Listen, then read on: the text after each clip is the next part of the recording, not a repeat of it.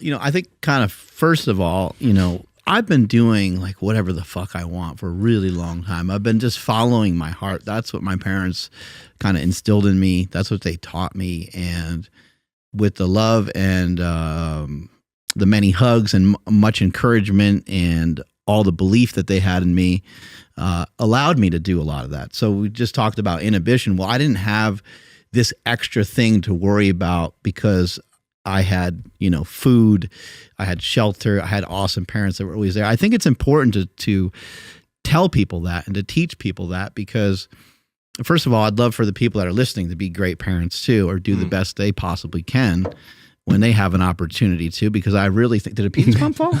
And I was so scared this thing was about to follow me. I bent down to pick this up. My booty hit the thing. Oh, shit. And then it shook a little bit. I thought a penis pump was going to land on you. Oh, you dropped Master Chief. I was Master But Chief. I think a way that we kind of reform the world is through the young people that are out there when they get the opportunity to be parents, and hopefully they can instill some good qualities. But I've always been somebody that leaned towards the things that I like.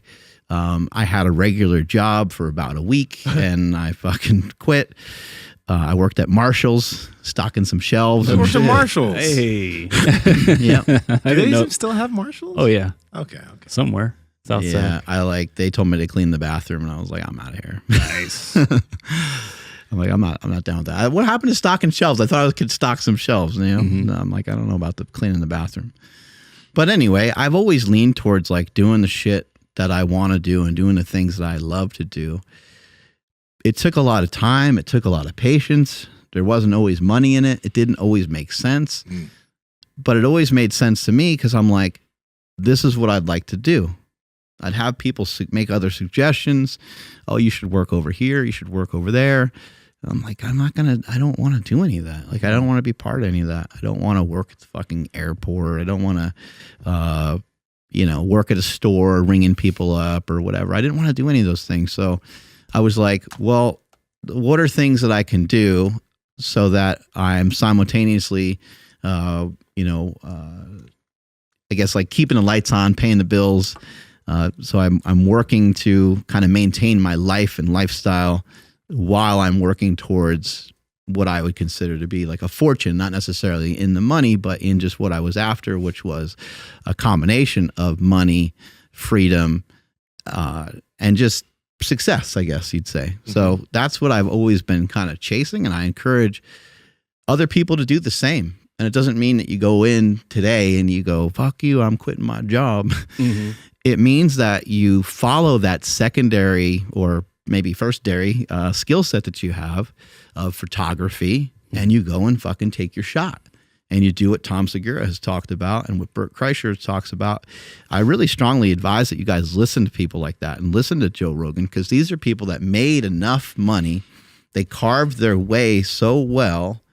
Andrew Scholl's another one. They carved their way so well that they don't need to worry about what NBC says or ABC or any of these big networks for them to make a movie, for them to have a TV series, or they don't even need a TV series or a movie. They can fucking just kill it with what they're doing, and they can figure out ways to monetize that in whatever way they want now. So you can play a similar game. It might not seem like it, but like you can start low and slow, and it's going to take a long time. Over time, if you take your shot, as Andrew did, walking through the doors of Super Training, being like, hey, man, I'm going to perv on these girls and snap some pictures. Oh, yeah. Would you be interested in these photos, Mark? Oh, my God. It wasn't my fault that the one opportunity I had to talk to you, you just happened to throw an event where it's nothing but hot chicks. Like, who was here? It was... It's like, these pictures are great. I remember all pictures of butts. Yeah, I remember Amanda Bucci was here. I was like, very pretty. Yeah. Ashley Horner. Mm-hmm. So that was why I was there, because Ashley Horner. I think I was there on that day too. I was just lurking like, hey. Wearing some gray sweatpants. Actually, I was wearing tights, but you. Meg Squats was there too, right? Was there. God, what's the other chick's name? Jen Wiederstrom was there. Jen was there? Mm-hmm. I don't remember. Jen. Yep. Jen. Yeah, This is great. Thinking about that day, sorry. But seriously, like you came in on that day, and You just tell the story. Yeah, This absolutely. is how you started. Yeah, I know. I've said it on the podcast before, but like it's been a while. But basically, so I was just like a freelance photographer. So I had a 8 to 5 job that I didn't love. I call it the medical outfield because it was just medical records. So it's like, oh, I'm in the medical field. Oh, what part? Like, oh, the part that doesn't deal with anybody, just the fucking clerical side of it. So I hated it. I noticed one day that like if I disappeared, nobody would have noticed. Like the job just would get done by somebody else, and it's currently still getting done by somebody else still, you know? Yeah. But I was listening to Joe Rogan, and he was like, there's somebody in the cubicle right now that fucking hates their job, and like they're not even supposed to be listening to this podcast, but they're hiding around doing it. And I was like, holy shit, that's me. Like that person feels stuck or whatever. You know, he kept going on, and I'm like, that's it. I'm going to fucking take this shit serious. So again, started freelancing, doing every single gig I could get, from shitty, you know, house parties to, you know, kids' birthday parties, weddings, portraits, etc. Yeah. But I was always into fitness. So my wife actually was like, holy shit, Ashley Horner's going to be at a gym in West Sacramento. When she said West Sacramento, because I watched Bigger, Stronger, Faster, but Chris Bell was on Rogan not too long before that. And he mentioned West Sac Super Training. I was like, oh shit, like that's that Super Training. So I knew right away. And so I'm like, we got to go. And I had just said, like, if I catch a moment where Mark's by himself, I'm just going to ask him, like, hey, do powerlifters need photos taken?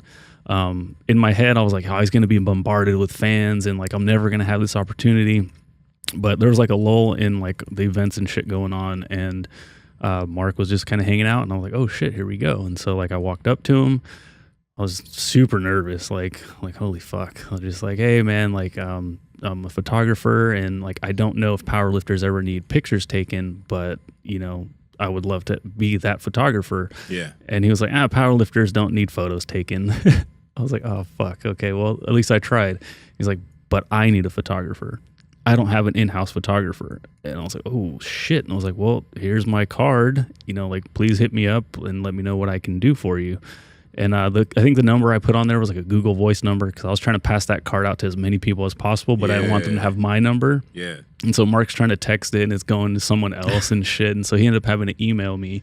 Damn. And so I ended up... That was lucky. Fuck yeah, it was, because he doesn't fuck with email. Exactly. So I didn't even think about that, actually. Holy shit. Yeah, that's super lucky. But in that moment, I had no like fitnessy photos of any kind. So one of the gigs I did was a housewarming party for an owner of a CrossFit gym that's no longer in business. But shout out to my boy Philip Trujillo, because he was part of that group, and so we're still friends. But I went and did photos for them for free, because I was like, I need something to show Mark that I can fucking do this. And so I did some pretty dope pictures. So when I came in, I showed Mark those pictures. He dug them. I printed them out and I put them in like a magazine and shit. But I think I just pulled up a laptop because I wasn't ready at that time. Yeah. But he saw me, dug them, and he's like, all right, we'll come in, you know, whatever. It was like random, like leg day Tuesday. So he's like, come in on Saturday and, you know, we'll do some stuff. And so like I worked for, I don't know, like a month and a half, 2 months for free. Like I didn't even worry about it. And then my work schedule was going to change. So I was going to have to work on the weekends. So I told Mark, I was just like, hey, like I know we do a lot of shooting and stuff on the weekends, but my schedule's going to change. And he was like, well, we don't have to worry about that much longer. And then he walks away. And I'm like, what the fuck does that mean? Like, what? We're not going to have to worry about it. I was like, yeah, I got to worry about it. I'm like, is he going to offer me a job? Like, what's going on here? And then sure enough, like that week, he was just like, hey, dude, like he called me. He's like, I want you to work for us full time. He's like, the money will come eventually. He's like, but this should be enough to get you started. And it was, I mean, no, like not dissing Mark or anything, because it was an amazing opportunity, but it was a low number that it was like, oh shit, can we even do this right now? Because at that time, my wife and I, it was paycheck to paycheck, you know, like we were not where we are today. It was tough, but my wife was like, this is what you've always wanted to do. This is your dream. So we have to give it a shot. And so we did. And thank goodness we did, because, you know, I just worked my ass off to try to bring as much value to super training as possible, and made it to where like I was like ingrained into almost everything that we do, or that, you know, we were doing back then. Implanted yourself. Yes, I planted that seed deep, and got deep in them loins. yeah, and it was the most amazing like sugar walls. shot that I've ever taken. I remember I woke up in the middle of the night with like chest pain, so stressed that I was going to fuck things up. Like, oh, fuck, we got a big shoot tomorrow. All I could think about was, God damn, I'm going to mess something up and have like Marcus, Filipino Thunder, have to do a big lift again. He's going to be so pissed off. He's going to get that man mad. He's going to fucking, are you serious? Like, fucking, kick my ass or something, like these were thoughts that I had, and so like, it wasn't, I wish I could be like, oh, I got this opportunity and I fucking ran with it and you couldn't, there was no looking back. Like every day was like, holy shit, holy shit, holy shit, holy shit. Mm-hmm. But like getting thrown into the fire, like, it made me grow so much. And then also, so it was Mark, and then at that time, Charlie Zamora, who was a fucking psychopath, because he would just like, we need this done now. Like, dude, dog, like I got here. And he's like, no, either you do it or we're going to find somebody else that does it. And I love him for it, because without that, I wouldn't be who I am. Like I am fucking, now I look at other photographers and I'm like, why are you guys so slow? Like, what's going on here? And so because of all this, like having that one fucking chance to meet Mark and like, again, give him my card and shoot my shot, it led to, a fucking dream come true. And like, one of the top fitness podcasts in the world, bro. Yeah, that's what I was going to say. Yeah. I think it's safe to say like generational changes are being made because of that one day. Like, yeah. Like I'm going to break a path that's going on in my family. And like, there's a lot of cool shit that's happening because of like where this all started and where it's going. But see, some people are going to say what you did was luck, but you went out of your comfort zone to go to a gym that you never thought, and you asked the dude, yes, do you need this? You wouldn't wait for something to come to you. You went for it, because people would say, oh, Andrew's lucky, but they don't see like you implanted yourself on day one and now look where you are. Right? It's there's luck, but of course there's all the luck started with an action you chose to take. Yeah, and this was, I think, after about 7 years of trying to figure shit out with the camera. Like getting confident. And you had the experience with the camera too. Think about that. Getting confident enough to be like, oh fuck, if he does say yes, like, oh okay, I can do this, and then I went and did it, but. Yeah, there's a lot of luck, and I'm not going to deny that. Like what you just said about the email thing. Like I can't think of an email that Mark has ever written me other than that first one. But usually just delete. Yeah.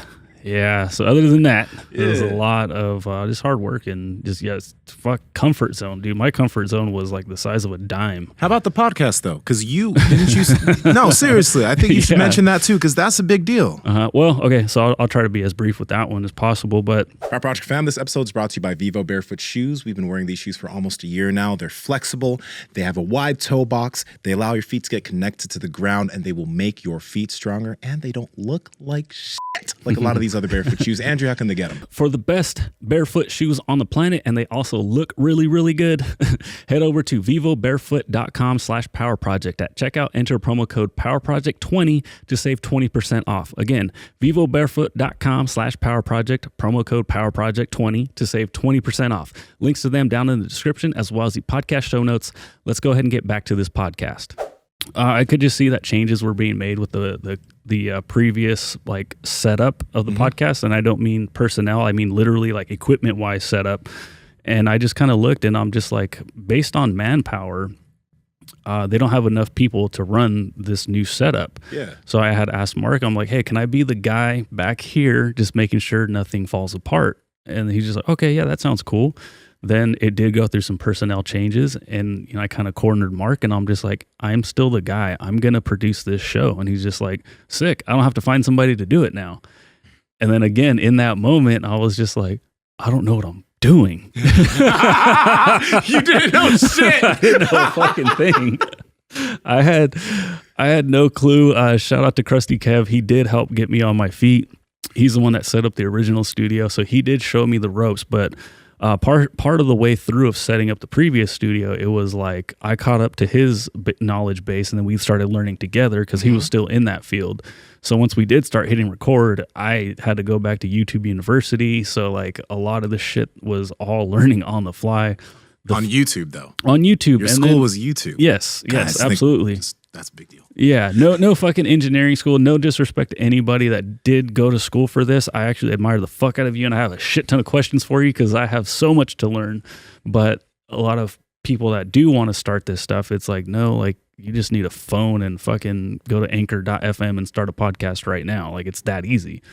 But to get it running, sounding, looking professional is a whole nother story. So I did have to fuck things up and then learn how to fix it and kind of learn how to make it sound better. So like I remember the first live that we did, I was like shaking back here. I was just like, I don't know what I'm going to do. And then, then all of a sudden I had a microphone in front of me asking Mark questions and voices all like, cracking. And I still get nervous to this day, but a lot of it was on the job. Are we recording right now? Yes. I still get the cold chill. For people that don't know, it's just like kind of inside joke, but like I'll hit record 10 minutes in, I'll be like, oh, I didn't hit record. And I'll look back and it's like, it's rolling. So we're good there. Yeah. But yeah, again, so that was just being in the right place at the right time and getting out of that comfort zone one more time. Something that's been very difficult for me to do my entire life. That sounds like luck, bro. So Power Project family, I hope you enjoyed this clip. We are on Discord and Reddit. We're trying to talk to you guys and build a community down there. So the links are in the bio. But remember, like, comment, subscribe, share this out with people so you can share the wealth of health. As cheesy as that fucking sounds. Peace.